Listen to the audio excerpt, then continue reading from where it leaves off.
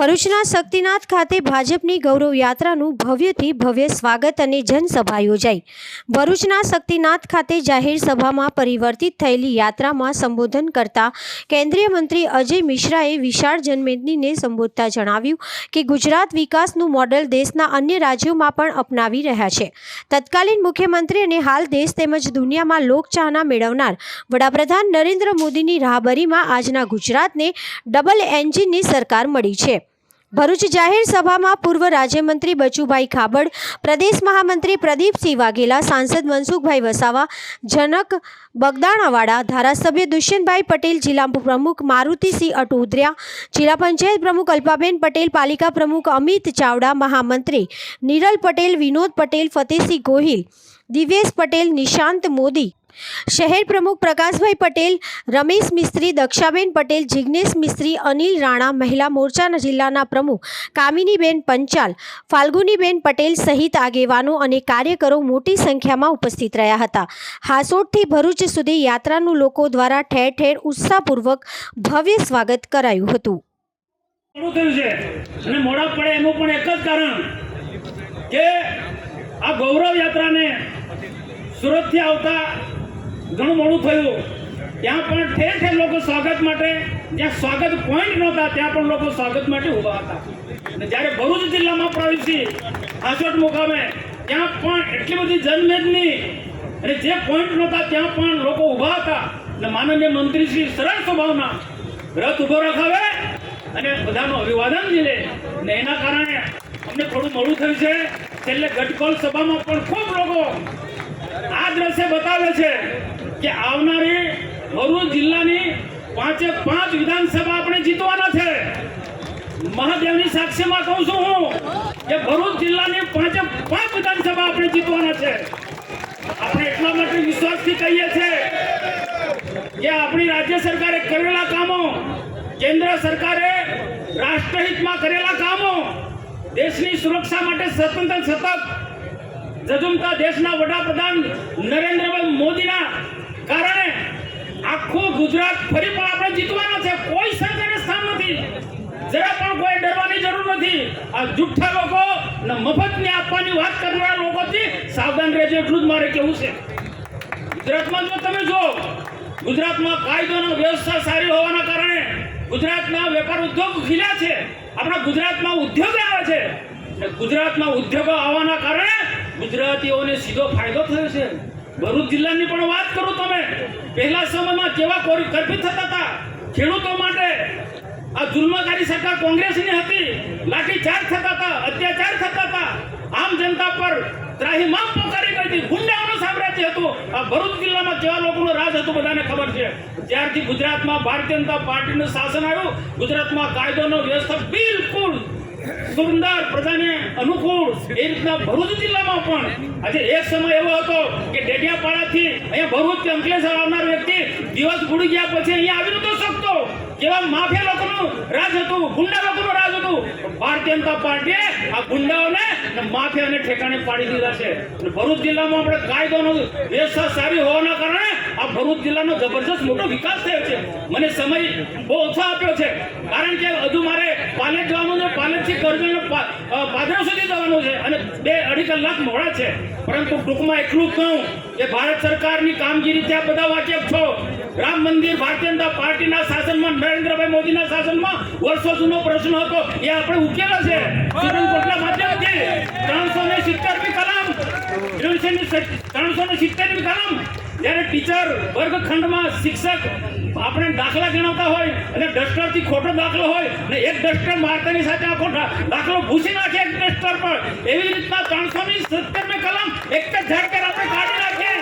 લોકોને ખબર પણ ના પડી, લોકો ઊંઘતા રહ્યા। લોકોને એવું હતું કે રામ મંદિરના પ્રશ્ન ઉકેલાશે, 370મી કલમ હશે, હટશે તો આ દેશમાં અંધાધૂંધી ફેલાશે। પણ એક ચકલું પણ ના ફર્યું, તમે જો આનું નામ ભારતીય જનતા પાર્ટીની સરકાર, આનું નામ અસરકારક સરકાર, આનું નામ કાયદોનો વ્યવસ્થાનો ચુસ્તપણે પાલન કરનારી સરકાર નરેન્દ્રભાઈ મોદી અને આપણા હોમ મિનિસ્ટર અમિતભાઈ શાહ સાહેબના આપણે ખૂબ ખૂબ આભાર માને સલામ કરીએ કે દેશને પ્રધાનમંત્રી ગુજરાતે આપ્યા।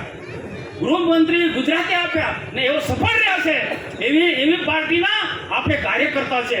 આપણા ભરૂચ જિલ્લામાં પણ કેન્દ્ર સરકારની યોજનાઓ, રાજ્ય સરકારની યોજનાઓ અનહદ રીતે આપણા ભરૂચ જિલ્લાને લાભ પહોંચાડે છે. તમે જો ભારતીય જનતા પાર્ટીનું શાસન આવ્યા પછી કેબલ બ્રિજ આપણા ભારતીય જનતા પાર્ટીના શાસનમાં દુષ્યંતભાઈ પટેલ, અરુણસિંહભાઈ રાણા અને ઈશ્વરસિંહ પટેલના કારણે આ કેબલ બ્રિજ બને છે. અમારી રજૂઆતના કારણે કેબલ બ્રિજ બને છે અને આપણા જાગૃત ધારાસભ્ય દુષ્યંતભાઈ પટેલના કારણે નર્મદા મૈયાનો બ્રિજ સમય મર્યાદામાં બને છે.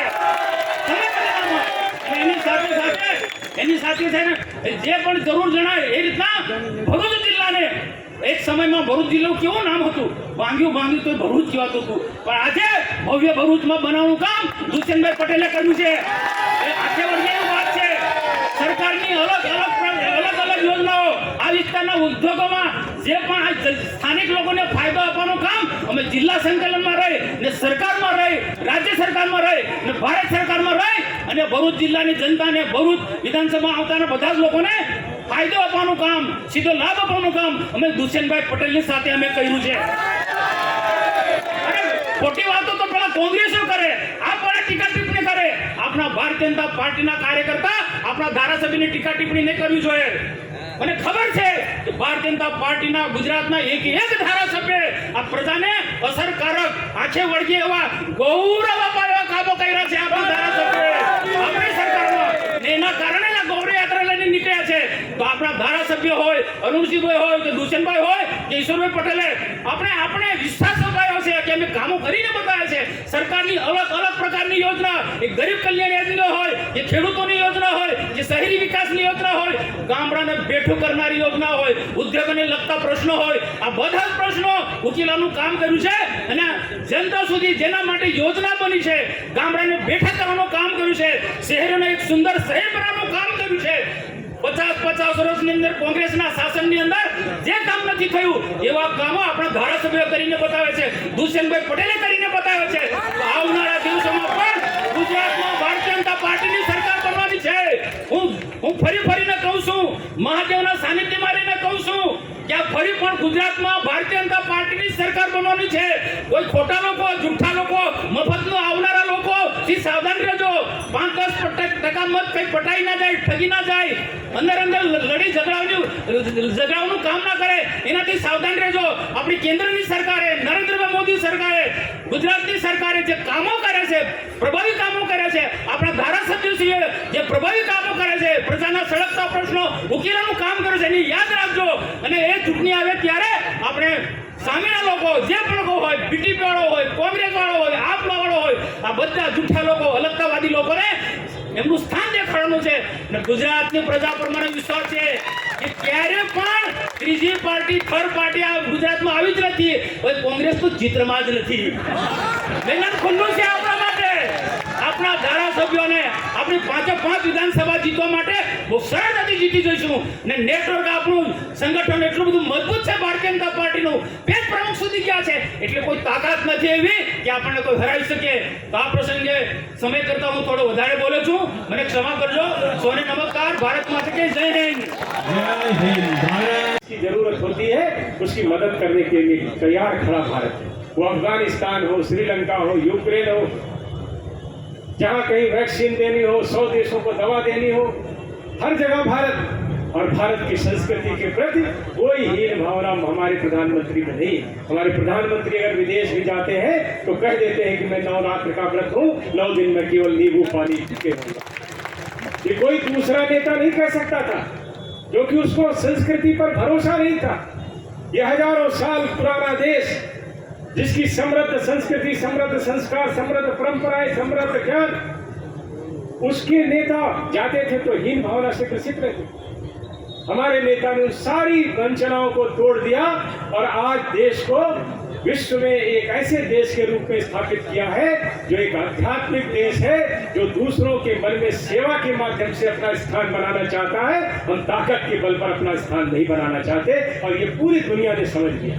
दुनिया के देश, दुनिया के नेता कहते हैं कि अगर भारत आगे बढ़ेगा तो देश आगे बढ़ेगा. और मैं ये कहता हूँ, गुजरात आगे बढ़ेगा तो देश आगे बढ़ेगा, और देश आगे बढ़ेगा तो दुनिया सुखी है. हमारी संस्कृति है सर्वे भवन्ति सुखिनः सर्वे सन्तु निरामयाः. सब लोग सुखी हो, सब लोग निरोग हो। वसुधैव कुटुंबकम की केवल जो संरचना है वो केवल भारत में है। हम पूरी दुनिया को एक परिवार मानते हैं और पूरी दुनिया को परिवार मानते हुए हम दुनिया के लोगों की सेवा और उनके सुखी जीवन की कल्पना करते हैं, इस लक्ष्य को लेकर के चलते हैं। और इस बात को हमारे प्रधानमंत्री जी ने लाल किले से दोहराया। उन्होंने कहा है कि 2022 से 2047 तक का समय भारत का समय है। 2030 से 40 तक भारत दुनिया का सबसे नौजवान देश होगा।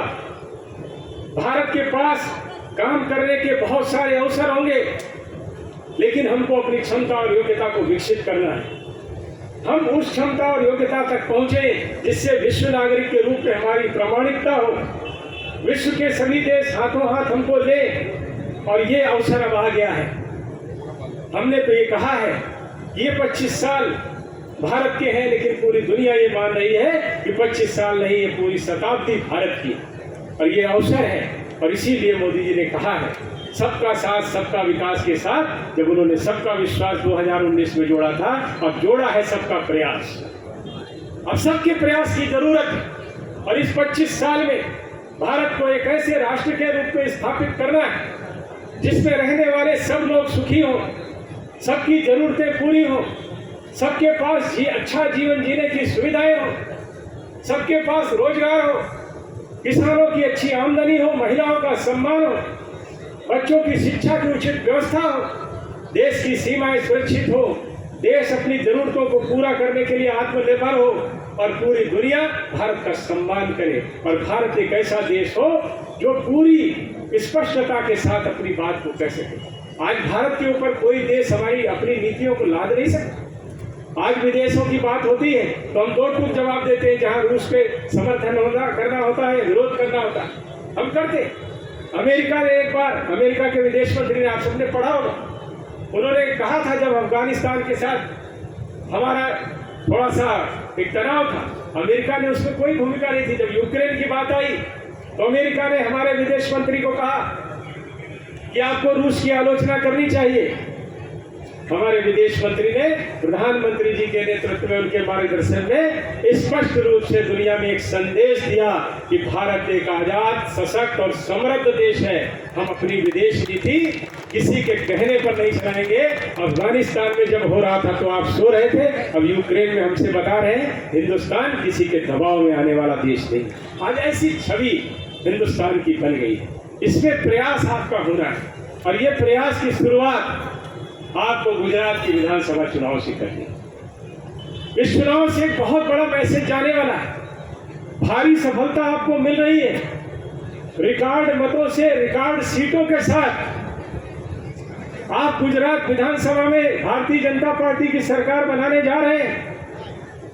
ये रिकॉर्ड ऐसा होना चाहिए, ये जीत ऐसी होनी चाहिए जो पूरे देश में भारतीय जनता पार्टी के पक्ष में एक माहौल बनाए और पूरा देश ये भारतीय जनता पार्टी से सर्वव्यापी, सर्वग्राही और सर्वस्पर्शी हो जाए और पूरे भारत में भगवा लहराए और भारतीय जनता पार्टी का परचम लहराए। ये काम आपको करना है। आप तैयार हैं? सब लोग तैयार हैं? ये चुनाव बहुत महत्वपूर्ण है, सामान्य चुनाव नहीं है। आप वैसे तो लगातार 25 साल से जीत ही रहे हैं। भारतीय जनता पार्टी को गुजरात में कोई हरा नहीं सकता। आप लगातार जीत ही रहे हैं, लेकिन इस जीत को इतनी बड़ी जीत बनाना है जिसके द्वारा पूरे देश में एक मैसेज जाना चाहिए कि गुजरात ने कर दिया है, अब हमको करना है। गुजरात मॉडल इस चुनाव से भी जाए। विकास के मॉडल को गुजरात के अपना रहे हैं तो चुनाव के मॉडल को भी गुजरात को पूरा देश अपनाए, ऐसा काम करना है। इतने कमल के फूल के बटन दबाइए, इतने दबाइए, इतने दबाइए कि एक रिकॉर्ड जीत आपको हासिल हो और आप भारतीय जनता पार्टी की भारी बहुमत की सरकार बनाए। यह बनाएंगे तो निश्चित रूप से आप ये जानिए, जो मोदी जी ने लक्ष्य रखा है 2047 में, पूरी दुनिया में भारत एक सशक्त और समृद्ध राष्ट्र के रूप में, एक सेवा करने के वाले राष्ट्र के रूप में, एक दुनिया में शांतिमय वातावरण बनाने के रास्ते में आप आगे बढ़ेंगे। जैसे आपने भरूच में शांति स्थापित की, आज पूरे प्रदेश में शांति है, कोई दंगा नहीं होता। वैसे ही 2014 के बाद पूरे देश में भी कोई आतंकवादी बड़ी घटना नहीं हुई है। और जब आप इस लक्ष्य को पाएंगे तो पूरी दुनिया में कोई आतंकवादी घटना नहीं होगी और पूरी दुनिया सुख से रहेगी। लेकिन इसकी शुरुआत गुजरात से करनी है और इस चुनाव से करनी है, क्योंकि चुनाव, हम लोकतांत्रिक देश हैं, लोकतांत्रिक देशों में चुनाव का बहुत महत्व होता है। आप सबसे मेरा यही अनुरोध है, आज से अपना पूरा समय नहीं तो आधा समय नहीं तो चौथाई समय नहीं तो 1-2 घंटे सभी लोग भारतीय जनता पार्टी के पक्ष में लोगों को मतदान करने के लिए प्रेरित करने जाएं। गांव-गांव, गली-गली, सड़क-सड़क, हर जगह निकलिए और भारतीय जनता पार्टी भारी बहुमत से जीते, इसके लिए सबको प्रेरित करिए कि कमल के फूल का बटन दबाइए, कमल के फूल का बटन दबाइए और इतने बटन दबाइए कि एक मिसाल बन जाए। और जो दुनिया के लिए हमारा लक्ष्य है कि भारत माता की जय पूरी दुनिया बोले, उस लक्ष्य को हम प्राप्त करें। बोलिए भारत माता की बहुत बहुत धन्यवाद। પ્રેસ મીડિયાના સાથી મિત્રો, તમે 3 કલાકથી અહીંયા બેઠા છો, હું નતમસ્તક તમને વંદન કરું છું। ગુજરાત ગૌરવ યાત્રા કેમ? કારણ કે અનેક કાર્ય આજે ગુજરાત દેશ નહીં વિશ્વની અંદર નંબર 1 છે। વિશ્વની અંદર આજે પેપર વાંચીએ તો સમગ્ર વિશ્વની અંદર મંદીનો માહોલ છે। એક જ જગ્યા કે જ્યાં આગળ હજુ પણ સહેજ પણ મંદીએ સ્પર્શ નથી કર્યો અને ગુજરાત પોતાની સ્પીડ નીતિ, જે ઉદ્યોગ નીતિ છે, જે ખેડૂતોની નીતિ છે, જે સામાજિક સેવાઓની નીતિ છે, એ નીતિ પર આગળ વધતું જાય છે। અને આજે એમ કહી શકાય કે એક ચમકતો તારો આખા વિશ્વની અંદર હોય તો તે ભરૂચ છે। હમણાં આ દેશના યશસ્વી વડાપ્રધાન માનનીય નરેન્દ્ર મોદી સાહેબ 5 દિવસ પહેલાં આમોદમાં આવ્યા અને આમોદની અંદર એમણે લગભગ 8,000થી વધારે કરોડના કામોનું ભૂમિપૂજન, લોકાર્પણ કર્યું। મને જણાવતા આનંદ થાય। और मिश्रा जी, मैं प्रतिनिधि तरीके आपको कहना चाहता हूँ कि हमारे भरूच में 2500 करोड़ रुपए का ड्रग्स पार्क यहाँ के उन्होंने शिलान्यास किया। मैं आपको ये भी बताना चाहता हूँ, भरूच ये डिस्ट्रिक्ट है, उसमें 9 तालुका है और हमारे 9 तालुका पूरे इंडस्ट्रियलाइज है। हम क्या कुछ नहीं बनाते। भरूच एक ऐसा है कि वहाँ डाइज बनती है, इंटरमीडिएट बनता है, कॉपर बनता है, पेट्रोकेमिकल्स बनता है, एग्रोकेमिकल्स बनता है, केमिकल बनता है, या MRF टायर बनता है, या पेप्सी बनती है, या ब्रिटानिया बिस्किट बनते हैं, एग्रो फर्टिलाइजर बनते हैं, बल्क ड्रग्स है, रिलायंस है, बिरला है। हम कपड़ा जो ये पहनते हैं वो यहाँ बनता है। हमारे यहाँ खेती सॉल्ट की होती, मीठे की, फॉर्मुलेशन प्लांट है, पिगमेंट्स है, एरोमेटिक है, पॉलीमर्स है, मशीनरी है, वेसल्स है, क्या नहीं है। और ये कब हुआ? 2002 में, जैसे हमारे संसद सभ्य ने बताया, यहाँ 180 दिन कर्फ्यू रहता था, वो दिन भी भरूच ने देखे थे। और दूसरी चीज़ कि भरूच एक कम्युनल सिटी का बिरुद से जाना जाता था। आज 20 साल हो गए, एक पत्थर भी यहाँ से वहाँ गिरा नहीं है। और अगर किसी को जस देना है तो वो है हमारे देश के वड़ा प्रधान नरेंद्र मोदी साहब को देना चाहिए। 20 साल में आज मैं कहना चाहता हूँ कि एक कलंकित शहर से आज एक प्रगतिशील शहर हमारे भरूच को मिला है, और उसमें भारतीय जनता पार्टी का सबसे बड़ा रोल है। और उसमें अगर ये भी देखा जाए तो नरेंद्र मोदी जी का सबसे बड़ा रोल उनमें रहा है। शांति है, सलामती है तो विकास भी है, और ये प्रस्थापित कर दिया। सब लोग आज यहाँ मिलजुल कर रहते हैं, और मिलजुल कर रहने के लिए जो रहते हैं उससे प्रगति हुई है। और इस प्रगति को मैंने आपको बैठा था, मैंने आपको कहा भरूच में मैं एमने एम कीधું કે આખું ભારત દેશ ભરૂચની અંદર વસે છે। બધા જ્ઞાતિ, જાતિ, પંથના લોકો આ ભરૂચની અંદર રહે છે, અને ભરૂચની અંદર રહે છે ત્યારે મારે 2 જ ઉદાહરણ આપીને મારી વાત પૂરી કરવી છે। આમ તો હું વાત કરવા જાઉં તો ઘણું લાંબુ થાય, પણ હમણાં જ नरेंद्र मोदी ने वर्चुअली एक हमारी सभा की। उस सभा ने हमारे डिस्ट्रिक्ट में जितनी विधवा बहनें हैं वो सभी विधवा बहनों का विधवा सहाय हो गया है। उनके अकाउंट में 1250 रुपये जमा होते हैं। इसीलिए हम कहते हैं कि विधवा सहाय में हमने सैचुरेशन 0 को टच किया है। दूसरी चीज, आयुष्मान भारत कार्ड। आयुष्मान भारत कार्ड के अंदर बहुत जल्दी हम ये लक्ष्यांक प्राप्त कर लेंगे। हमारे यहाँ ऐसा कोई भी लाभार्थी नहीं रहेगा जिसके पास आयुष्मान कार्ड नहीं होगा। तो ये सबसे बड़ी उपलब्धि सब भारतीय जनता पार्टी के सब कार्यकर्ता, भरूच की जनता का मैं शुक्रगुजार हूँ कि भरूच ने ये मौका सबको दिया है। तो ये दो चीज है। मैं कहना चाहता हूँ कि आयुष्मान भारत कार्ड जब देश के वड़ा प्रधान नरेंद्र मोदी जी 2014 में यहाँ प्राइम मिनिस्टर बने तो किसी ने नहीं कहा था कि हमें आरोग्य की चिंता करनी चाहिए। उन्होंने सामने से हमारे सबके लिए जो आरोग्य की चिंता की है। विश्व में भरूच अरे गुजरात एक एवं है कि जेनी अंदर आ सेवा सफल थई है અને ખાસ કરીને આટલો મોટો આપણો દેશ છે અને એક આપણા દેશની અંદર જ આયુષ્માન ભારતનું કાર્ડ એટલે 5 લાખની પોલિસી વાળું કાર્ડ આજે આપણને પ્રાપ્ત થાય છે। વિશ્વના જે એમ કહી શકાય કે ધનાદય દેશ જે સારામાં સારા વિકસિત દેશોમાં છે એમાં પણ આ યોજના આપણને તમને ત્યાં જોવા નહીં મળે। બધે પૈસાથી યોજના થાય છે। આપણે ત્યાં આપણે એમ કહી શકીએ કે આયુષ્માન ભારત કાર્ડ જો આપણી પાસે હોય, કોઈ પણ પ્રકારનો રોગ થયો હોય તો આપણે એની અંદર આ આયુષ્માન ભારતના કાર્ડથી આપણે એની સારવાર કરાવી શકીએ છીએ। આજે સવારે ગરીબ કલ્યાણ